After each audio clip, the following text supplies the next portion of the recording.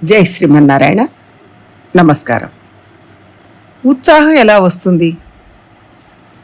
ఉత్సాహంగా సోమర్తనం లేకుండా ఉండాలి అని ఎవరికి ఉండదు? అందరికీ ఈ కోరిక ఉండడం సహజం. ఎండాకాలం అంత బద్ధకంగా ఉండదు. అదే వర్షాకాలము, చలికాలం అయితే అన్నీ కాస్త మందంగా సాగుతూ ఉంటాయి. మనకు కూడా కాస్త బద్ధకంగానే ఉంటుంది.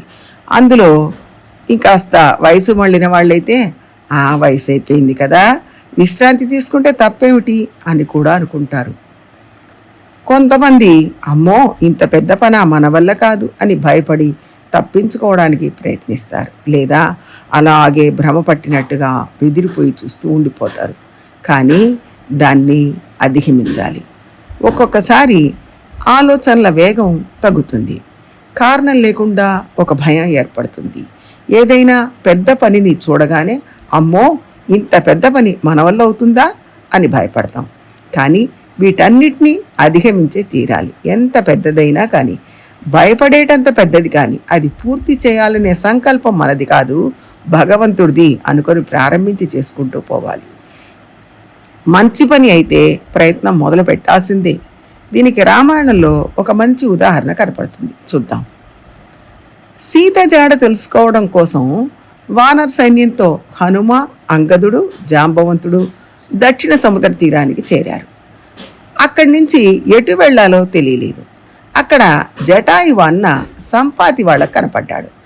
ఆయన సీతను లంకకు తీసుకువెళ్ళగా చూశాను, అందుకని లంకకు వెళ్ళి వెతకండి అని సలహా చెప్పాడు. అది విన్న వానరులు సముద్రాన్ని చూసి దాన్ని దాటడం ఎలా అని భయపడి బాధతో అలాగే నిలబడ్డారు. జాంబవంతుడు, అంగదుడు వారిని ఉత్సాహపరిచి ధైర్యాన్ని పెంచారు.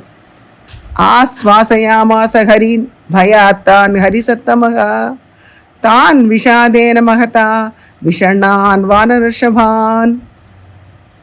ఎవరూ మనసుకు విషాదాన్ని రానియకూడదు. విచారపడడం మహాదోషం, ప్రమాదకరం. మనుషులను అది కుంగదీస్తుంది. విషాదో హంతి పురుషం అని చెప్పారు. విషాదోయం ప్రహసతే విక్రమే పర్యుపస్థితే తేజసా తస్య హీనస్య పురుషార్థో న సిద్ధ్యతి. రెచ్చిపోయిన సర్పం కాటు వేసినట్లుగా విషాదం మనల్ని దెబ్బతీస్తుంది. పరాక్రమం చూపించవలసిన సమయంలో విషాదానికి తావిచ్చిన వాడు తేజవిహీనుడు అవుతాడు. అందువల్ల అతని కార్యం నెరవేరదు. నిరుత్సాహం, బాధ, చింత మనసులో పెట్టుకోకూడదు. బాధపడుతూ భయపడుతూ నిలబడితే పని పూర్తి కాదు. పరాక్రమంతో ఆ పనిని పూర్తి చేయాలి. చింతిస్తూ కూర్చోకూడదు. చింత మన సామర్థ్యాన్ని తగ్గిస్తుంది. ఆ తర్వాత చాలా కాలం దాకా ఆ పని చేయాలంటేనే మనకు ఒక భయం, చేయలేము. వేరే పనులు చేయడంలో కూడా ఈ భయం అడ్డుపడుతూ ఉంటుంది. అందుకని వానరోత్తములారా భయపడకండి, బెంగపడకండి అని చెప్పాడు. అప్పుడు వానరులకు ఒక ఉపాయాన్ని కూడా చెప్పాడు. సముద్రాన్ని దాటడంలో ఎవరెవరికి ఎంతెంత సామర్థ్యం ఉందో చెప్పండి అన్నాడు. 100 యోజనాలు ఎవరు దాటగలరు అని అడగలేదు.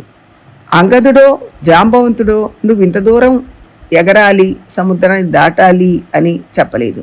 ఒక్కొక్కరు తాము 10 యోజనాలు, 20 యోజనాలు, 30 యోజనాలు, 40 యోజనాలు అంటూ చెప్పడం మొదలుపెట్టారు. అది విని మిగిలిన వాళ్ళకు కూడా ఉత్సాహం పెరిగింది. ఎవరి శక్తిని వాళ్ళు చెప్పుకున్నప్పుడు ఆ ఉత్సాహం వాళ్ళకు వచ్చింది. ఆ విధంగా జాంబవంతుడు వానరులందరినీ ఉత్సాహపరిచాడు. ఆఖరికి అంగదుడు తాను 100 యోజనాలు దాటగలను కానీ తిరిగి రావడానికి శక్తి చాలకపోవచ్చు అన్నాడు. అప్పుడు జాంబవంతుడు హనుమంతుడిని ప్రోత్సహించాడు. హనుమ సముద్రాన్ని లంఘించి లంకకు వెళ్ళి సీత జాడను తెలుసుకున్నాడు అనేది చరిత్ర. అంటే ఇందులో మనం నేర్చుకోవాల్సింది పని ఎంత పెద్దదైనా ధైర్యంగా చేయడం ప్రారంభించాలి. ధైర్యంగా చేసేవారికి భగవంతుడు తోడుగా ఉంటాడు, విజయం చేకూరుస్తాడు. ఉదాహరణకు ఒక దేవాలయంలో కుంభాభిషేకం చేయాలని నిర్ణయించారు. అది చాలా ఖర్చుతో కూడుకున్న పని. ఎవరింత ఖర్చు భరిస్తారు? ఎవరు చేస్తారు? పనులు కూడా ఎక్కువగానే ఉంటాయి కదా. అలా భయపడి మానేలేం కదా. మెల్లగా ప్రారంభిస్తే భక్తులు తమ తమ సహకారాన్ని అందిస్తారు. అనుకున్న దానికంటే చక్కగా పూర్తి చేయగలుగుతాం. ఎందరెందరో తమ సహకారాన్ని ప్రత్యక్షంగా పరోక్షంగా అందిస్తారు. ఆఖరికి పని పూర్తవుతుంది. చిన్న చిన్న సహాయాలు, సహకారాలు పెద్ద పనులను సునాయాసంగా పూర్తి చేసి పెడతాయి. ధర్మకార్యాలు చిన్నవైనా సంతోషంగా చేయాలి. ముందరే ఇంత పెద్ద పని తలపెట్టుకున్నాం, ఎలా చేస్తాం అని, ఇది మన వల్ల కాదు అని వదిలేద్దామని అనుకోకూడదు. ఆ పని తప్పక పూర్తి కావాలి, చేయగలుగుతాం, అవుతుంది అని చెప్పగా ఒక ఉత్సాహం కలుగుతుంది. పని ఎంత పెద్దదైనా పూర్తవుతుంది. దానికి ఉండవలసిందల్లా ఒకటే, సోమర్తనం లేకుండా ఉండాలి, ఉత్సాహంగా ఉండాలి, భయపడకుండా ఉండాలి, పెద్దగా ఊహించుకొని నీరసపడకుండా ఉండాలి. చిన్నగా చేసిన పనులు పెద్ద ప్రయోజనాలు చేకూరుస్తాయి, మనకు సంతోషాన్ని ఇస్తాయి, ఉత్సాహాన్ని ఇస్తాయి, సోమర్తనానికి చోటు లేకుండా చేస్తాయి. ప్రయత్నిద్దాం. జై శ్రీమన్నారాయణ.